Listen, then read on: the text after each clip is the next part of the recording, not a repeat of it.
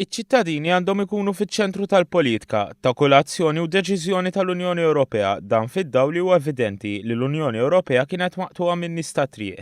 Kienet il-Presidenza Maltija li waslet sabiex permezz ta' sitt prioritajiet ewlenin fosthom dik tas-suq uniku jerġa' jirnexxiela tiżra l-fiduċja tan-nies fl-istituzzjonijiet Ewropej.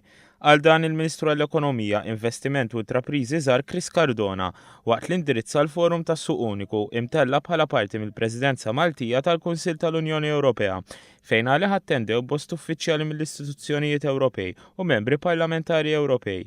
Il-Ministru Cardona enfasizza l-fatt li taħt din il-Presidenza nagħlqet darba l dejjem il-kwistjoni tar-roaming li laqtet mod dirett liċ-ċittadini tal-Unjoni Ewropea fejn sostna li rridu naraw iżjed azzjonijiet simili sabiex verament iċ-ċittadini jgħidu li l-Ewropa qed taħdem favurihom. U pruvat li l-kunċett ta' suq wieħed iġib miegħu numru ta' benefiċċji għaċ-ċittadini Ewropej u dan għaliex huwa bbażat fuq il-fiduċja bejn l-istituzzjonijiet Ewropej, l-istati membri u ċ-ċittadini tal-pajjiżi membri, flimkien ma' numru ta' fatturi oħra. F'din il-laqgħa tkellmet ukoll l-Ewroparlamentari Marlin Mizzi li qalet li s-suq uniku huwa dak li għandhom bżonn il-konsumaturi u biex ikompli jissaħħa għandna nibqgħu naħdmu biex nagħmluh aktar vijabbli u sostenibbli biex jiflaħ għall-isfidi tal-futur.